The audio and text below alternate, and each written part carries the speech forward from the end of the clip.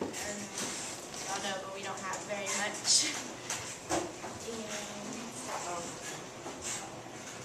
The setting for automatic. Go back to the setting for instruction. Oh, I clicked it. Oh, okay. Oh yeah, I skipped my thing. Well, I'll just tell you, I'm ready, not just because of the lack of respect that the women get, especially compared to the boys, because boys get everything. But we do work hard, and this year was like one of the best years Texas Wrestling has had. And we were 20-9, and I don't know if y'all know, but like we had to do fundraisers for our money, and I think we're probably the only university that has to do fundraisers for their college team.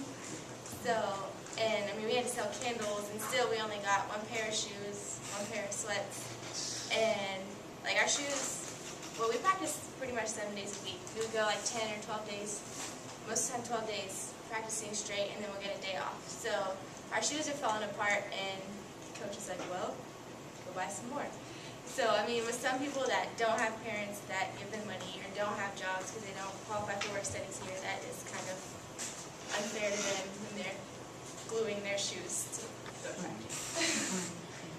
So, and the problem is that not only do you not have enough funding, but it also turns other recruits away when our people are constantly complaining, we don't get anything, the school costs so much to go here, but we get nothing. So, and it would also, if we did get more funding, it would bring interest to the program for more recruits to come, because they would be more motivated and give each player more incentive to work hard and get rewarded. And the purpose is to allow women's basketball to have more funding, and it's important to be rewarded for the good we do. We don't just play basketball, we go to school and play basketball. And we do have to keep our grades up and all that too. So,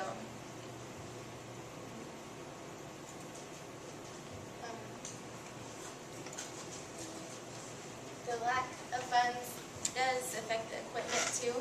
Like, we only have a couple of good basketballs.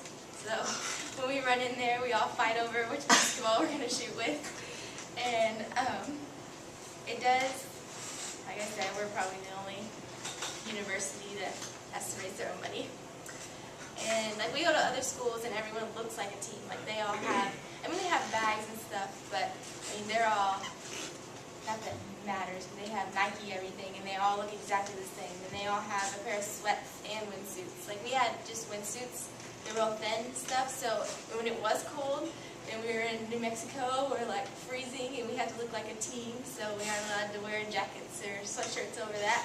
So we were all running into wherever we have to eat. And also when we do, like got to some point where it was really cold, so Coach did let us wear their clothes, but then we don't look like a team. So that also takes away some of the, it's more of an intimidation factor too when you walk in and you're all together. And not only would reward us again, and then it would also make Texas Wesleyan look better. Not trashy when you do go out. And the key benefit, more player interest, obviously. You look better, feel better, perform better. And the intimidation factor. And we also need more funding for food because we do get McDonald's all the time. Your $5 limit. And if you go over, you owe Coach. So when we get our $5.25 meals, we have to give her a quarter. And the risk of no action, we would lose recruits that, I know we have a lot of girls that, I don't know if you're aware, but NAIA is separate for NCAA. So say a girl is going to TCU and she wants to go somewhere else, well she can't just go to Texas and play a year. So she may have to come here to an NAIA school so she doesn't have to sit out a year, and then she can go to another big school. So you can't jump back and forth unless you get released and all that stuff, but most of the time you can't. And so we have girls like, I know this year coming from SMU, we had one from TCU last year, and then they get over here and thankfully they haven't asked yet, but when like Shayla, I know she plays, and she's like, where's our money? Like other schools, when they go for trips on weekends and stuff, they get like $25 each for here. So we go to Walmart, they can buy stuff. If they forget, we can get snacks. But we don't get any of that. You have to bring all your money in. You get fed, whatever. And so when we do sit around in hotels, we're all like scavenging for the money for the vending machines but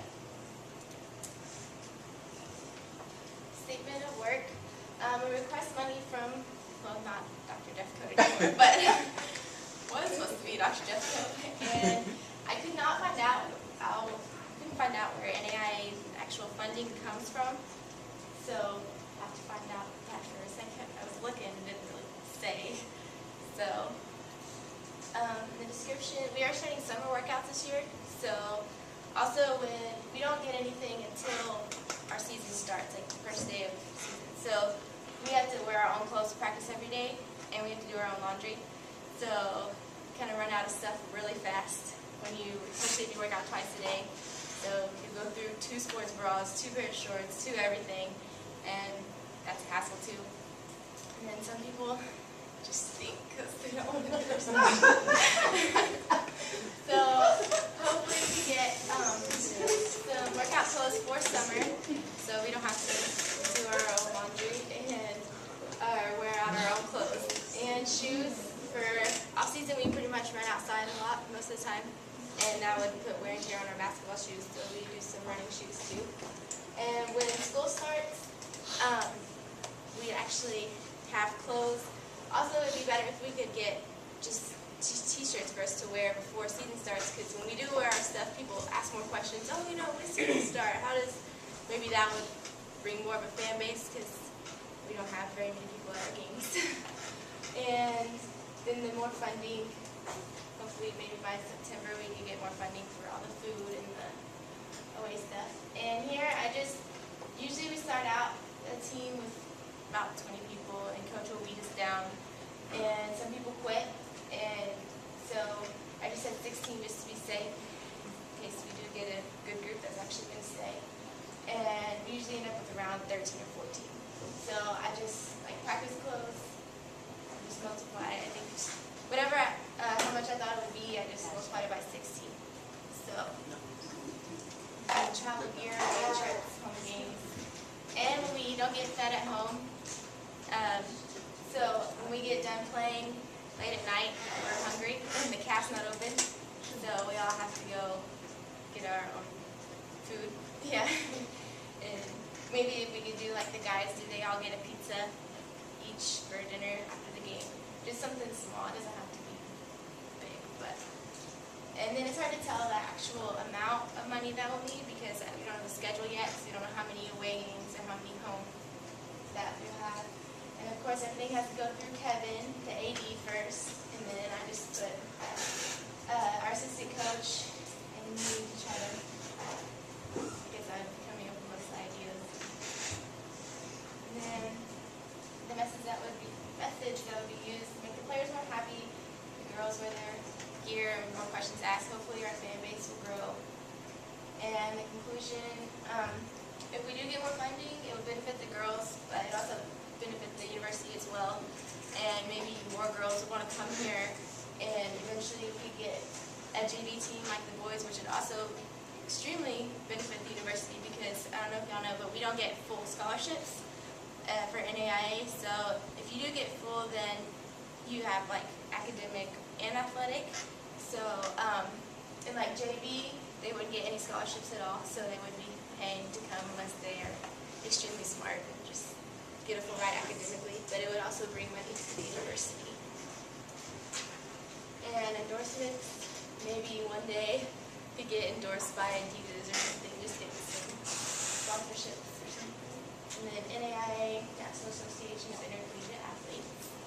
That's last week. Are you in a budge on this one? Aww. You said so. Thank you.